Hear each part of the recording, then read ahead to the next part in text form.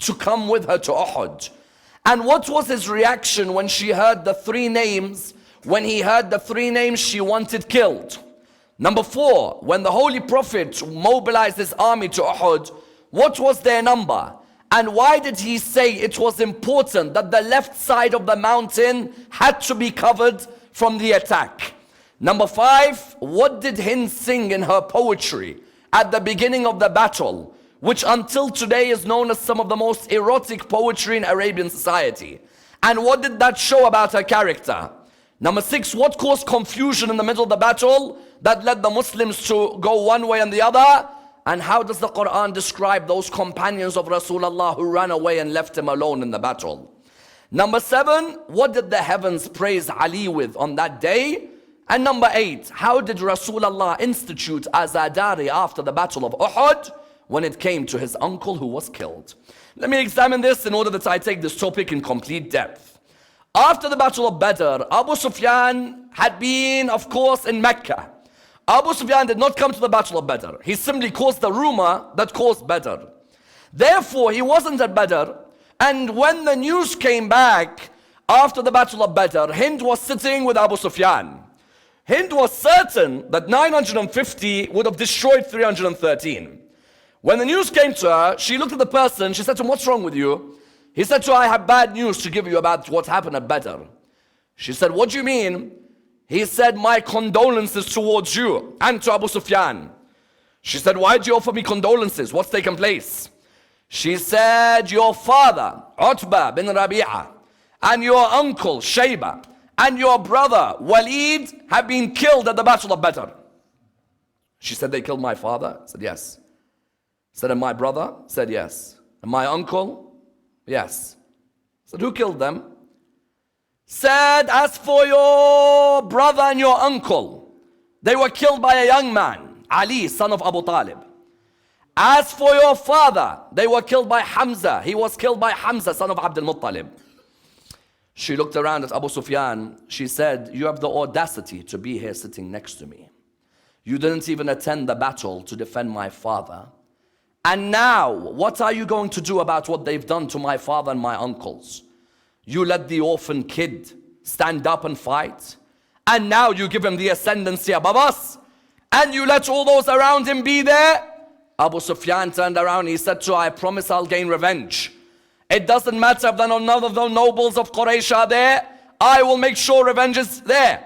Abu Sufyan began to do a number of things in Mecca. The first thing he did was he went round to those who lost their dads at Badr, the likes of Safwan, the son of Umayyah, the likes of Akrama, son of Abu Jahl. He sat with them. He said to them, "You lost your fathers to the sword of Ali ibn Abi Talib. Do you want revenge? Come with me. All of us will go and gain revenge. I'll take more than 3,000 to 4,000 soldiers with me to Uhud. I'll take 700 armed men, 200 horses, and I'll go and I'll finish. You lost your fathers, don't you want revenge?" He roused the sentiments of the young men who lost their fathers. He wanted the hatred of Muhammad and Ali instilled in them from that day.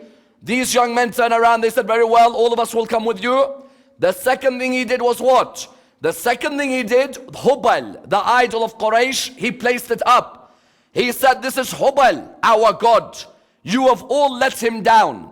I hear some of you are crying, but crying is a sign of weakness. I don't want to see anyone cry. We will go and gain revenge from Muhammad in Medina, and Hubal will give us victory." Abu Sufyan doesn't believe in no Hubal or anything like that. Hubal to him is business.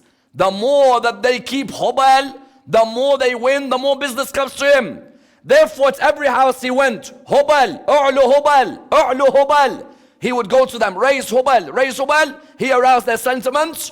He was sitting down one day, him and him sitting next to each other. What they used to have is they used to have what was like feasts. And in these feasts, there'd be dances. And next to the dances, there'd be spear throwers. They were all sitting down, and they saw the spear throwers. They were watching each of the spear throwers. Hind turned around, she saw one of them. She saw that particular spear thrower throw the spear directly on top of the helmet or the guard that the lady who was dancing was wearing. There was a small hole on top. A spear could just about fit through that hole. That spear thrower threw it straight through. She looked at him. She said to him, come here next to me. What's your name? He said, I am Wahshi. She said, very well, come here next to me. She said to him that we're going to mobilize an army to fight. Will you come with us? I will protect you in any way that you want, and I'll look after you as well. He said to her, yes, I'll come with you. Who do you want me to kill? If you look in the film The Message, I beg all of you, those of you who've seen the film The Message, and those of you who haven't, I beg you, sit with your sons and your daughters, watch the film. In the film, she's sitting with the feast and she's angry, and then she reminisces about who she once killed at the battle. So what does she say? She turns around and she says, Muhammad, Ali, Hamza. Hamza, correct? Those of you who've seen the film would have seen that scene. That's not what she said.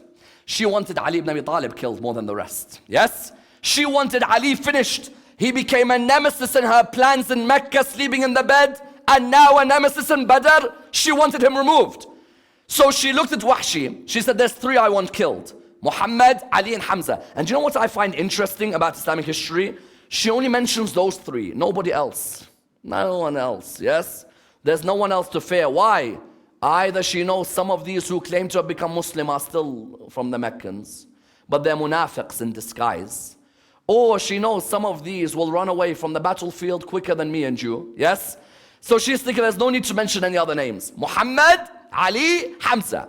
She says to Wahshi, I want Muhammad, Ali, and Hamza killed. He looks at her. He says, tell me about them. She says, Muhammad is the commander. Hamza, Ali is only 24, 25. He said, very well, that young man, I'll kill him straight away. Don't worry. As for the rest of them, they may be experienced, but the young man should be someone easy to finish off. She turned to Abu Sufyan. She said, oh, Abu Sufyan, no woman attended Badr. So because we never attended Badr, you lost. Now we're going to attend to see who the real men are. It's going to be a test of masculinity on that day. We're going to come, and I'm going to look at you as my husband, and I'm going to look at the opposition. And I'm going to see who the real man is who I should be offered to. Yes? You know what she's saying? She's saying in reality that you're not a man. You weren't at Badr. I'm coming with you. And do you know who else is coming? Amr ibn al-As's wife is coming. Khalid ibn Walid's sister's coming. All of us women are coming. We're going to be dancing for all of you. And we'll dance for all of you. And we'll be around the battle. But we want to see what a real man is. They say the son of Abu Talib is a real man, whereas the rest of you are nothing. So we're going to come, and we're going to look at all of you. And we're going to see where real men really exist. She made it clear to him that on this day, I do not care if I offer myself to someone else. Yes? I'm coming for a feast. I want revenge. My father, my brother, my uncle, they've all been killed. And I want the best of the warriors to join. And truly, when they went and they wanted to leave with the best of the warriors. He took with him the most renowned warriors. In particular, there were 9 brothers. 9 brothers, the sons of Abu Talha. Talha, son of Abu Talha. Sa'id, son of Abu Talha. Uthman, son of Abu Talha. These were animals, not human beings, yes? These 9 used to enjoy going out in the deserts looking for lions. Yes, who goes to look for a lion? Yes, have you ever heard a human being who says, yes, tomorrow let's go and look for the lion? Yes? These 9 used to enjoy looking for the wildebeest. Let's go and find them and kill them. Abu Sufyan took 9 of them. He said, listen, I want all 9 of you to come. They said, why? What's the issue? He said, at Badr, we were defeated. I want you to stand at the front line. Talha, son of Abu Talha, said, I have never in my life been defeated on one-on-one combat. It's a brave man who can stand up to me, let alone fight me, yes? He said that I alone will be able to finish Muhammad's army. And if they could get past me, then I have 8 brothers, all of us from a mother, who gave us valor and gave us warriorship and gave us the best sword skills. So he took with him these animals. You know, these animals don't have any principles, yes? These are just people. Where is the fight? Let's go. I'm sure, you know, when we were all growing up, we had people like this as well, yes? You say to him, he doesn't know anything. You say to him, listen, there's a fight. Fight? Bismillah, let's go. Yes? He doesn't know who's fighting. He doesn't know if it's right, wrong, tomorrow, yesterday. Let's just go and fight.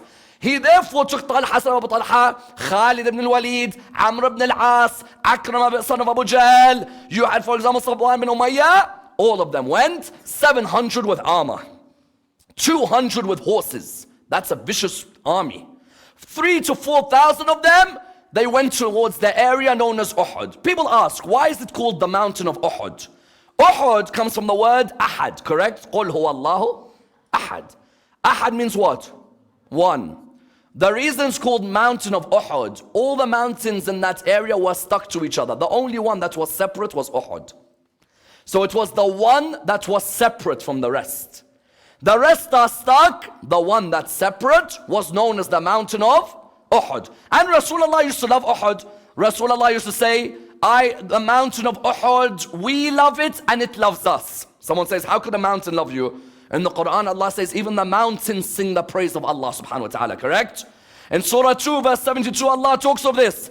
The mountain of Uhud, Rasulullah used to love it. Why? Because whenever he used to enter Medina, the first mountain he'd see would be which one? Uhud. Therefore you found Rasulullah, the servant of his uncle Abbas told him, Ya Rasulullah, they are mobilizing an army. They're coming towards Uhud. Rasulullah turned around to his soldiers. He said to them, again, we're going to be under attack. Are all of you ready to join me? All of them said they're ready to join. All of them went towards Uhud. Now, Rasulullah decided to do what? He decided to make sure that the mountain, the right area was covered. He was on the mountain. He positioned some of the soldiers at the front, but the left area was a problem. Why? Because he knew that if the left area is exposed, they're going to come from around and come up the mountain from the left. So he asked 50 of his archers, you stay by the left. Do not ever leave the left uncovered. If you leave the left uncovered, it's going to be an easy route for them to come and attack us. The archers said very well. Rasulullah said to them, listen, all of you have to be in your positions. Even if Ali ibn Abi Talib and Hamza are going through the opposition, do not leave the mountain. The mountain is a vital strategic position. They said to him, yes, we will not leave. They came and now the feasts. Rasulullah and his soldiers came. They were just there in their area. Hind arrived. Abu Sufyan arrived. Khalid ibn Walid came with his sister. Amr ibn al-As with his wife. Abu Sufyan with his wife. And the ladies began to sing their poetry. Yes? Some of the poetry I'm not going to recite on Mimbar out of sanctity, really.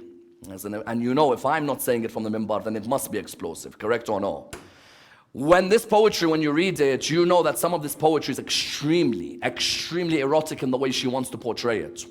Of the lines of poetry which are limit, so we don't go overboard. What does she say? Daughters of the shining morning star, watching you from silken beds we are. Thrash them and forever we'll fold you. Run away from them and we will never ever hold you. Yes? She says that openly in front of all the men, not in front of Abu Sufyan. She says, we are the daughters of the shining morning star. All these ladies sitting next to each other. And we are watching you from silken beds we are. Yes, this arouses this poor soldier in the heat. He goes crazy. Daughters of the shining morning star, watching you from the silken beds we are. Thrash them and forever we'll fold you. Run away from them and watch and we will never hold you. And then later on she says, we are the daughters of Tariq. We are used to sitting on the best of carpets. If you defeat them, you can be with us forever. And if you run away from them, we'll run away from you forever. Yes? That's me condensing this poetry. Yes? There's lines which I don't want to mention which she said. Yes? She was coming out with all this poetry. Why? She was telling Abu Sufyan, I here am sitting. I don't care, you're my husband. Let all the men hear me. Let them hear and imagine me on the silken bed. Yes? This is the type of lady that produces dogs later on in her life. Yes? This lady was talking like this on the silken beds. And they were all gathering together. Who came forward? Abu Sufyan came forward. From the opposition who came forward from the time of Rasulullah, from the group, Hamza came forward. Abu Sufyan announced himself. I am Abu Sufyan. The commander of my army is Amr ibn al-As. Sometimes I wonder, this Amr ibn al-As, when did he ever become Muslim? I, the commander of my army, Amr ibn al-As. On one side, Khalid ibn al-Walid. On the other side, Akrama, son of Abu Jahl. Look at this, all these names are the sons of the enemies of Rasulullah, yes? Subhanallah, later on, all of these names are said to be the best friends of Rasulullah. Allah, when history is written, if you put the right person to write the history, you can change anything. The son of Abu Jahl, the son of Al-As bin Wa'il, and the son of Walid ibn Mughira later on become the best humans ever on this earth. Yes? They were the opposition. He said, I am Abu Sufyan. One side, Khalid bin Walid. Other side, Akram, son of Abu Jahl. Behind us, Amr ibn Al-As. On the front of us, Talha, son of Abu Talha. And his 8 brothers. Name yourself. Rasulullah strategically had made it clear. 2 people, Ali ibn Abi Talib, Hamza son of Abdul Muttalib at the front, Mus'ab bin Umar behind them, and he said, that is our side. Just before the battle begins, Hind calls Wahshi. Wahshi, come here next to me. Said, what? Said, remember what I told you? Who are you going to kill? Said, I'm going to kill Ali, son of Abu Talib, the youngest of them. Said, very well. In a few minutes, I want the son of Abu Talib killed. He said to her, very well, do not worry. A few minutes later, he came back. He said, there's a change of plan. So what's the change of plan? He said, you asked me to kill 3, yes? She said, yes. He said, as for Muhammad, it's hard to kill him. He has too many men around him. You can't see him. He said,